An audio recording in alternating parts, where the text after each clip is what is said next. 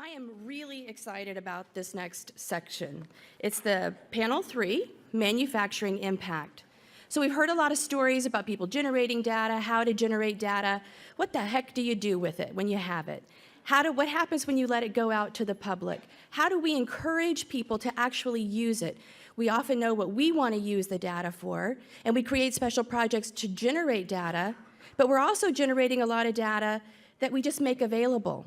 So how do we take it to the next level? How do we provide that, and what happens, and how can we pull meaning from that open source data? Our 3 presenters today have 3 different ways of having done that. Josh Hadro, who is now the Associate Director of Digital Policy at New York Public Library. It's a promotion, congratulate him. For 4 years, he worked in the digitizing section of the New York Public Library. And he's going to talk us through 2 case studies of providing the public with examples of what can be done with available data to entice and engage them. Leah Weinryb, I'm sorry, I was trying so hard not to mess it up, I'm sorry. Grohsgal is a senior program officer at the National Digital Newspaper Program and Newspaper Program Coordinator at the National Endowment for the Humanities. She's going to address a strategy of competition and awards in her talk using big data and asking big questions, the Chronicling America Historic Newspaper Data Challenge. And Gerald Stinger-Gwala is the Branch Chief Executive Science Synthesis Director, and he has one of the best acronyms that I know of in the government for BISON. BISON, he's the director of the BISON program, which is the Biodiversity Information Serving Our Nation. And he's going to explore the result of a long international effort that includes Fairfax County students to be able to seamlessly offer ordinary citizens, enthusiasts, and scientists geospecific species data. So, Josh, welcome to the stage. Okay, thank you for having me. It's been really exciting. It's been really fun to be here, and I think, yeah, we're really on a roll. Let me start my very expensive timer so I stay on track. But the good news is that I was going to start out with a whole, starting from first principles thing about how we're really good at going from this copy stand to this, which is a website. But we covered that almost exactly this morning, and so I think we can sort of take that as given. I think Diane mentioned it, and others have done that. So we're really good at this, right? Taking images and putting them up on websites. We've been doing it for a generation in some cases, almost more than that. So now we're at the next step. So let's talk about some of these things. So for us at the New York Public Library, a lot of this was crystallized in 2016, so the lead up to 2016, so about 6 months before that. And a former colleague and I, Shannon Kimball was her name, we led a project that we came to call the public domain release, similar to some of the things we've heard before, where we released the highest resolution assets that we had for all of the materials in the public domain that we knew were in the public domain in our collections. And that meant the archival TIFFs, but also a lot of derivatives in a high resolution and packaging them up. So that's where it started, right? We wanted to release all this stuff, but we also wanted to do more than that. So that's where we sort of crystallized some of these concepts. For us, one of the ways that we articulated the problem statement was, how do you give away 200,000 things, right? How do you do that meaningfully? How do you do it in a way that has impact and is meaningful to different users, right? One of the ways that I've said this is that access isn't the point, right? Or rather, it's a waypoint on the way to meaningful engagement. So we talked about encouraging users to use and reuse our collection materials in some way that's meaningful to their life, whether it's just sort of engaging with it and having a critical thought process, right, that is inflected by a collection item, or in maybe the most ideal case is synthesizing a bunch of different materials, putting their own intellectual work into it, and then republishing that out into the common cultural record. So we thought about different ways of putting a lens on that set of offerings, and different lenses for different audiences and different handholds. So I'll talk through, I'm actually going to sneak in 3 since I didn't have to do the intro the same way that I meant to.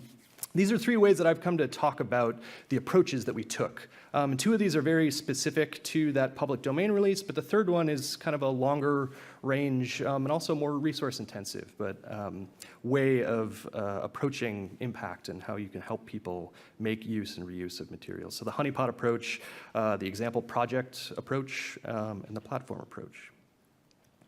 So the Honeypot approach, that's the name I like the most. I think it's fairly straightforward. It's about packaging materials, right? It's curation, right? It's really an extension of that same thing that we've been talking a lot about. Packaging them in a really appealing and compelling way, right? The idea being almost irresistible, right? You know, I think of Winnie the Pooh and that big pot of honey. I think of our collection materials in that way. So sometimes this is about packaging them with data sets, right, that people can use. Sometimes it's just about identifying a small enough slice of materials that people can really sit with and engage with. And so we did that with the public domain release. We identified a couple of just really stellar, outstanding collections and sub-collections, and people ran with it. Just in the days afterward, we got a lot of response and a lot of examples of people making quick use and reuse of our collections. This is one example. So this was published on PRI. It's a fairly straightforward photo essay that juxtaposes images of immigration processing at Ellis Island in 1905 with photos of the Syrian refugee crisis from 2016, but that is still ongoing. And you just get these really haunting comparisons, right? In this case, two children, similar photos of families carrying all their belongings, and just this amazing, right, reflective moment that this has been happening a century apart, and obviously longer than that, and unfortunately probably going on. Some of these were a little bit less weighty. This was just using our FSA collections and demonstrating what Beyonce's formation might have looked like if it was set in the 1930s. And then, of course, right, the internet runs on memes. Libraries and museums, I think, have a lot of memeable material. So people use that to really great effect. And we encourage that. We solicited people to just give us a heads up of what they'd created using a hashtag, which was NYPL Remix. And this you know, was sort of the simplest to do and had the quickest initial response, and all of these happened in just the weeks after the release. But we also wanted to do a little bit of a deeper dive into some of the collection materials, right, that maybe aren't as quickly and readily accessible in certain ways. And so we did a number of what we called example projects. And really the idea here wasn't just to take the collection materials and put up a website and say, you know, like as we would normally do with a bunch of things. It was really to set kind of a bar or a standard and say, like, we think these are the kinds of things other people can do. That without too much lifting, I won't minimize some of the work that went into these, but none of these took more than a few weeks to put together. And so this example I'll talk through is the one that maybe resonated the most. It's called Navigating the Green Books, and it takes as its source material a set of publications that were published from 1936 to 1966, and they were travel guides for Black travelers in Jim Crow America. So they listed things like taverns and lodges and restaurants and gas stations that were welcoming to Black travelers. And it started out in the Northeast and eventually became a national and international publication listing these different locations. And so doing a little bit of work with OCR, right, extracting the text out of the listings. Brian Fu, who's the developer here, was able to put the listings on a map, right, just geocode those listings and show kind of quickly the densities, right, from the 1947 edition. But the most compelling engagement, and I'll show you a little video of this in just a second, comes from this. And this is what I think really makes this sing. This material had been online for about 4 years. It was prompted, the digitization was prompted by a curator at the Schomburg Center for Research in Black Culture.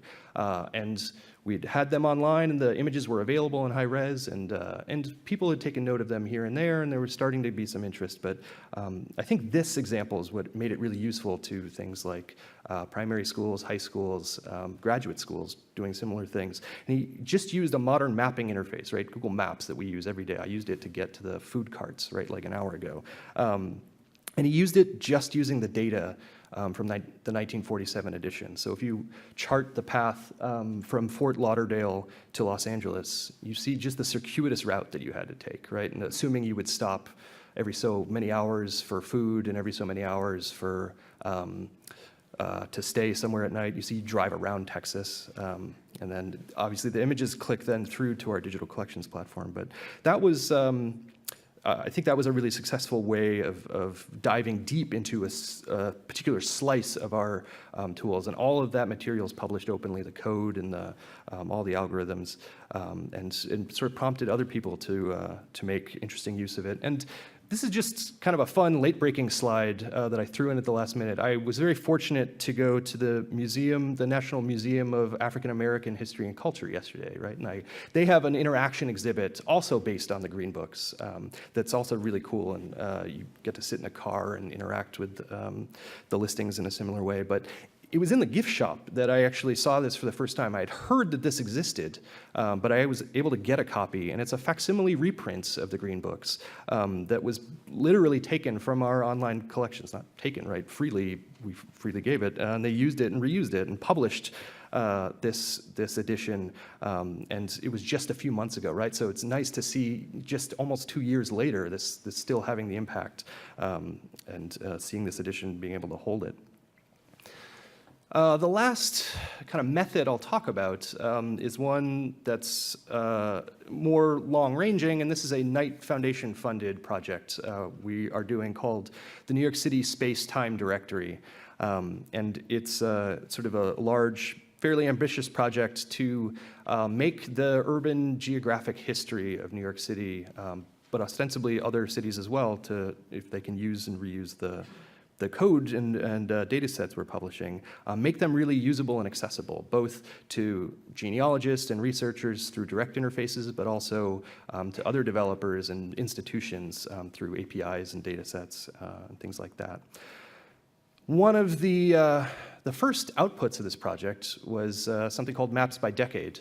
And it's a relatively straightforward idea of just helping people find all the different maps that we have that cover a particular intersection or point, and grouping those by decade, right? So that they can do cross-reference from things like census data or city directories or things like that. But it actually, takes a lot of work to make something so simple. So this is an interactive tool. I don't have it up here, but you can drag it around and zoom in, and each of those different boxes follows the same path, and it'll actually show you the entire stack, all of the different maps, all the different digitized assets that we have that cover that intersection point. And it's already proven really useful just for basic genealogy research. And this is kind of the sneak peek of what's coming next from the project. So this isn't actually live yet. This will be kind of the culminating work of the SpaceTime Directory, something called the SpaceTime Directory Atlas. And the idea here is to sew together all of the things that we know, anything that has a geographic reference point, and put it in one usable interface so that people can then engage with it and reuse it. So, for example, just showing all of the different digitized maps that we have and the way they've been geo-rectified. But also, we have deeds that we've digitized, right? Recordings of land transfer. This is in the Lower East Side, and so we have all of those points recognized. Historical photos, right? A really popular thing. We have a crowdsourcing tool that asks people to mark the location of historical photos, but all that data doesn't just sit in that tool. It feeds directly into the SpaceTime Directory so that, when there's consensus on where a photo location is, it appears in the listings with all the other geographic results. This is the one that makes me the most exciting. It's less visually wowing, but this is data extracted from city directories, right? All the listings, the phone books, right, from the 19th and 20th centuries.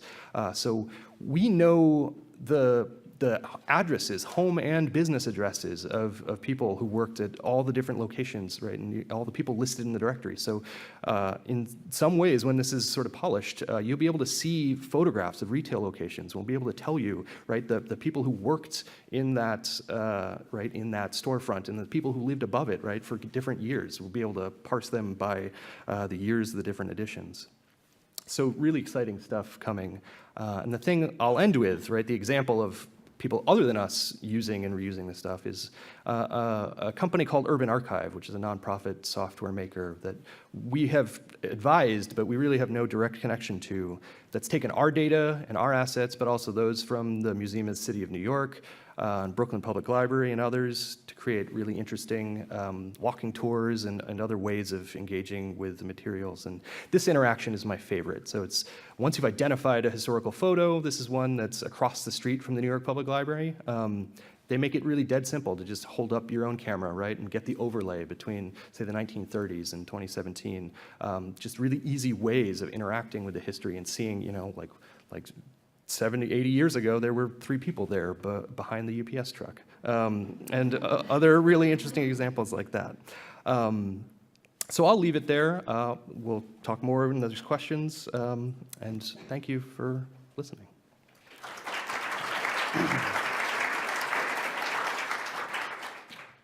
I'm Leah Weinryb Grohsgal. I am a senior program officer at the National Endowment for the Humanities, and I also coordinate the National Digital Newspaper Program there, or also called NDNP.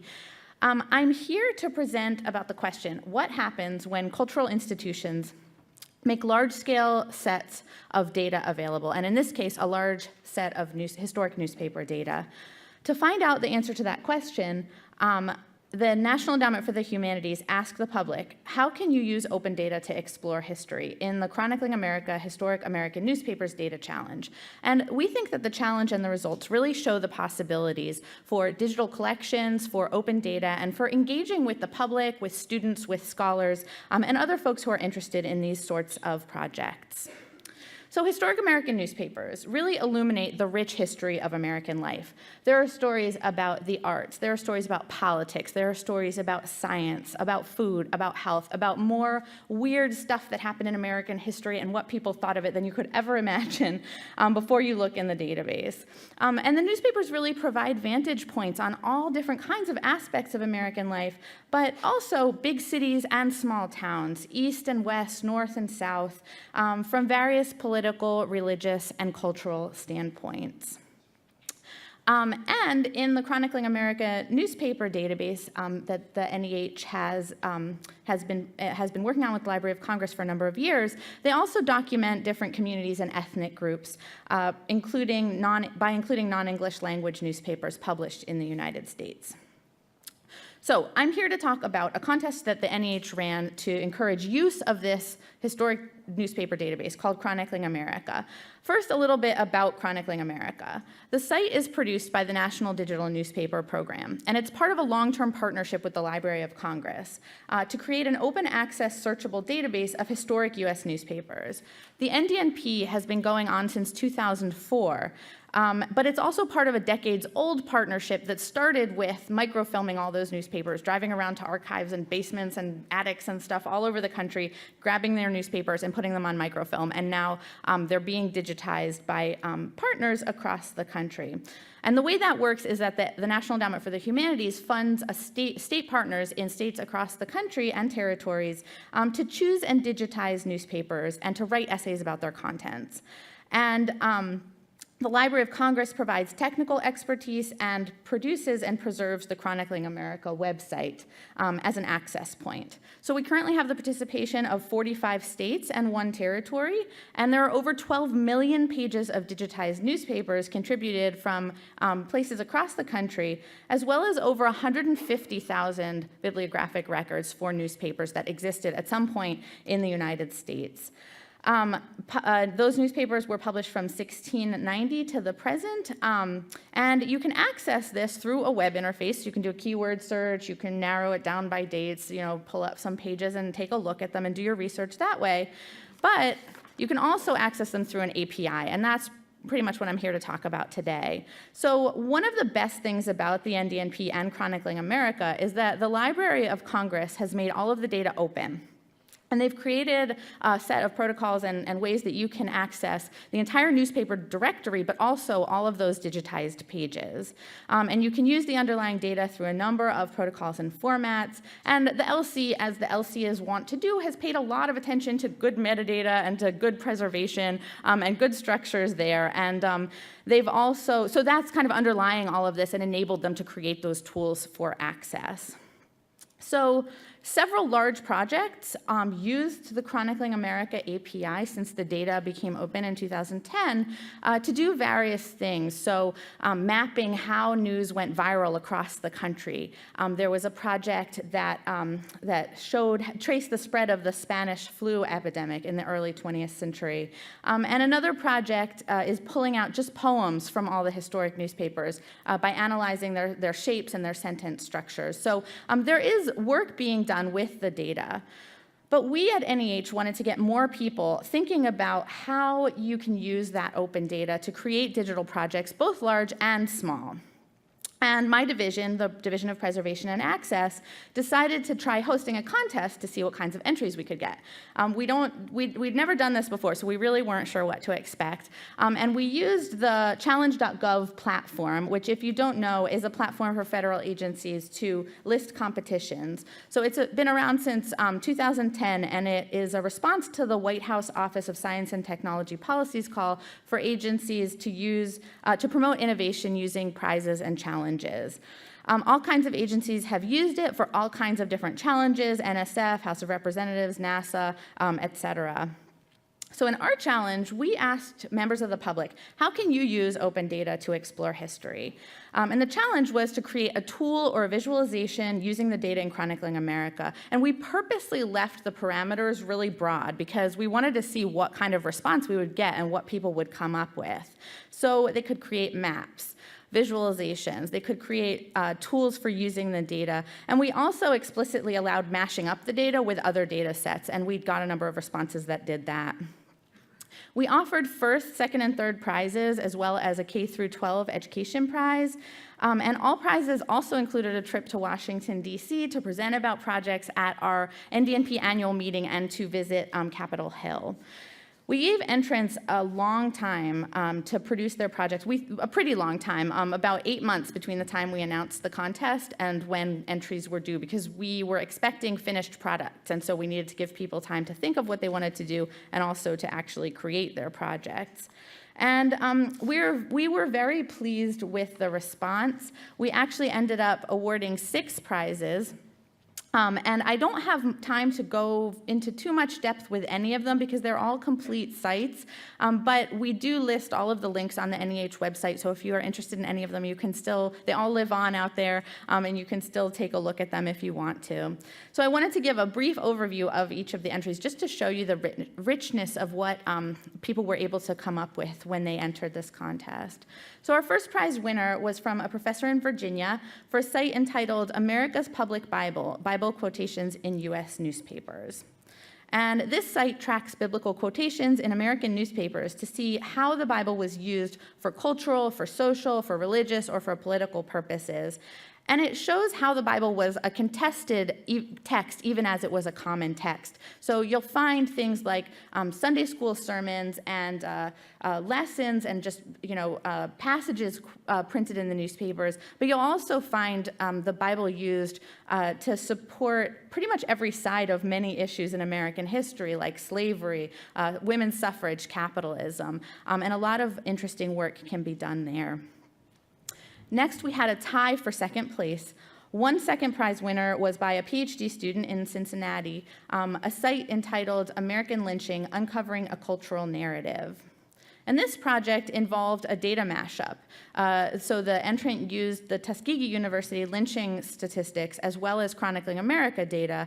And the site is intended to tell the story of lynching in America through maps and visualizations, but also to try to keep the stories of the victims of lynching connected with those maps and visualizations via the stories that you find in the Chronicling America newspapers. The other second prize went to a team from Florida for a site called Historical Agricultural News. And this team states that agriculture was incredibly important in American history, as most people would acknowledge. And this site allows you to explore information in these historic newspapers about crops, about organizations, about various technologies involved in farming and agriculture. So that's very interesting, but the team also makes the point that they are trying to make a statement about big data at the same time as creating this tool by narrowing down this huge data set in Chronicling America so that it's more usable and it only attacks one subject and addresses one subject. The Challenge's third prize was also a tie. One third prize went to another team, this one from Indiana, for a site called Chronicling Hoosier. And this site tracks the spread of the word Hoosier and looks at whether it was positively or negatively connotated, which is not what you might expect, so that's a little teaser. You can check out the site if you're curious. And the team has also taken the step of making all of their code open and well documented so that you can be interested in the word Hoosier in this project, but if you wanted to do this for another word or phrase, you could use what they did as kind of a jumping off point, and they've provided that on GitHub.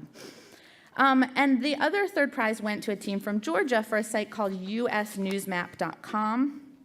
And this team asserts that newspapers, not books and not other publications, are actually the best ways of capturing public discourse because they're published more quickly, they don't go through multiple editions over a number of years the way that books do, and so compared to like the Ngram viewer, you can see how public discourse developed and spread better with newspapers maybe than any other kind of publication. And this site really is kind of open-ended for users, so you can search for words or phrases, looking for patterns, the spread of words, seeing where words started and then spread across the country, et cetera, regional dialects, et cetera.